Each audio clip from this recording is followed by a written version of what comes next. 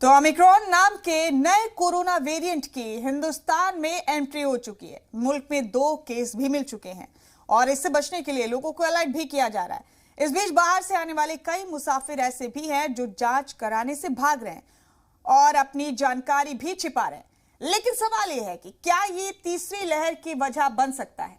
दूसरी लहर की तबाही देख चुके हिंदुस्तान के लिए इन दिनों सबसे बड़ा सवाल यही है। तो ओमिक्रॉन से अब तक 30 से ज्यादा मुल्क मुतासिर हो चुके हैं। हिंदुस्तान में भी अब तक 2 मामले एट रिस्क वाले ममालिक से आए हैं।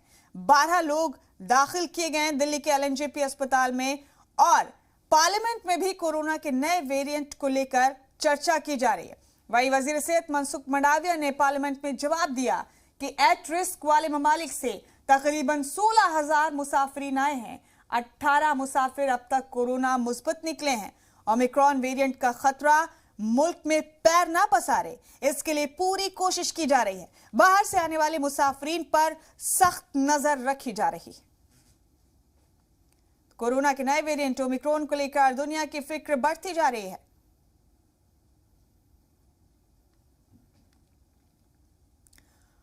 और इस बीच आगे बढ़ते हुए आप बता दें कि कोरोना के नए वेरिएंट ओमिक्रॉन को लेकर दुनिया की फिक्र बढ़ती ही जा रही है। लोगों के ज़हन में कई तरह के सवाल उठ रहे हैं और इन सभी सवालात में एक सवाल यह भी है कि क्या ये नया वेरिएंट डेल्टा से ज्यादा खतरनाक है?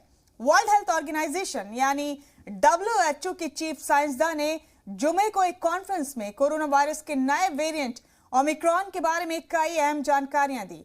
उन्होंने कहा कि यह नया वेरिएंट ज्यादा फैलने वाला है और इसलिए ये डेल्टा पर हावी हो सकता है। We need to be prepared and cautious. This is something we've been saying from the beginning of the pandemic. Not panic, because we're in a different situation today than we were at the beginning of 2020. We have tools, we know what to do, we know what works.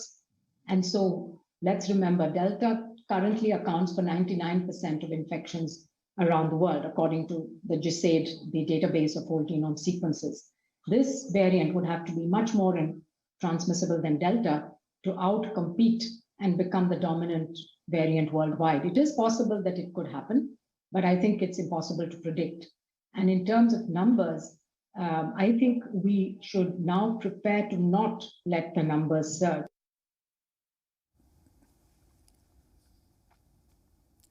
तो इसमें कोई शक नहीं है कि Omicron मुल्क के मन में तीसरी लहर का शक पैदा कर चुका है और इस वेरिएंट में जितने ज्यादा म्यूटेशन पाए गए हैं उससे वायरस बहुत ज्यादा होने का इम्कान लगाया जा रहा है और साथ ही ये डर भी है कि नया वेरिएंट मौजूदा टीकों के असर को भी कम कर सकता है। ऐसे ही कई सवालात के जवाब आज जी मीडिया आपके लिए लेकर आया है। सवाल यह है कि तीसरी लहर का कितना इम्कान है, तो इसका जवाब यह है कि वायरस कितनी तेजी से फैलता है और कितना तशवीशनाक है, फिलहाल ये साफ नहीं है। एक और सवाल यह है कि इस म्यूटेंट के चलते वैक्सीन कितनी असरदार है, तो इसका जवाब यह है कि ओमिक्रॉन पर असर नहीं होने का इसका अभी तक कोई सबूत नहीं मिला है। तो ये वो तशवीश हैं जो आम लोगों के जहन में उभर रही हैं, उन्हीं का हम आपको जवाब दे रहे हैं। और एक तीसरा सवाल यह है कि अब इस नए वेरिएंट के चलते यानी ओमिक्रॉन के चलते कितना अलर्ट रहने की जरूरत है, तो इसका जवाब आज जी मीडिया के जरिए हम आपको दे रहे हैं कि ओमिक्रॉन ज्यादा खतरनाक है, एहतियात लाजमी है इस म्यूटेंट इस वेरिएंट से बचने के लिए।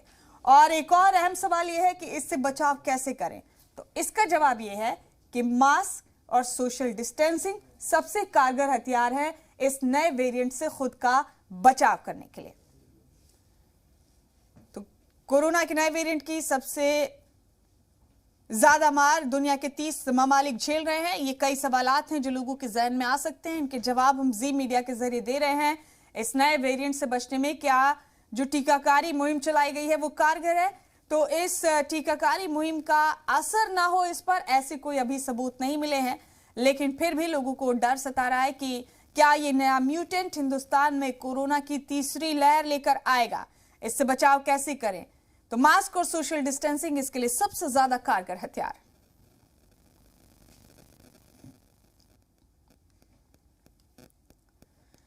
कोरोना के नए वेरिएंट की सबसे ज्यादा मार इस वक्त जुनूबी अफ्रीका झेल रहा है। ओमिक्रॉन के केस वहां काफी तेजी से बढ़ रहे हैं। तो वहीं रूस में कोरोना को लेकर एक नया इंकशाफ हुआ है जो वाकई चौंकाने वाला है।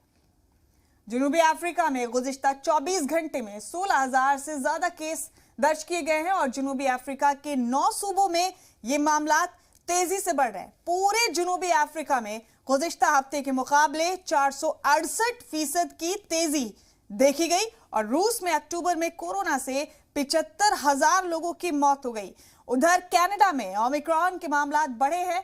कनाडा में ओमिक्रॉन के 15 मामला की तस्दीक हुई है। कनाडा के महकमा सेहत ने कहा कि बीमार होने वाले लोगों की तादाद में इजाफा हुआ है। तो कई ममालिक बुरी तरह से मुतासिर हो रहे हैं कोरोना के नए वेरिएंट ओमिक्रॉन से। कनाडा, रूस और जुनूबी अफ्रीका इनमें से है। ओमिक्रॉन के 15 मामलों की तस्दीक हुई है कनाडा में। पिछले कुछ दिनों में ओमिक्रॉन वेरिएंट की बात कर रहे हैं हम खुसूसी तौर पर।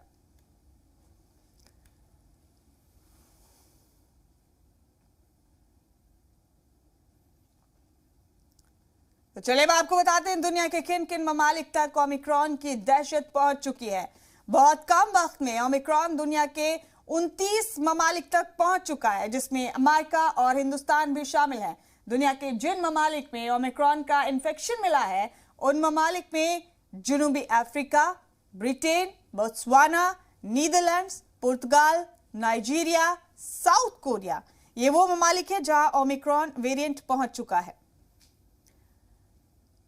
Austria, Belgium, Brazil, check Republic, France, Germany, Hong Kong, Israel, Italy, Japan, Norway, Spain, Sweden, Canada, Denmark, America और हिंदुस्तान इनमें शामिल है। तो ग्लोबल इमरजेंसी के हालात पैदा कर दिए हैं ओमिक्रॉन ने और ये वो ममालिक है जहां ओमिक्रॉन वेरिएंट पहुंच चुका है।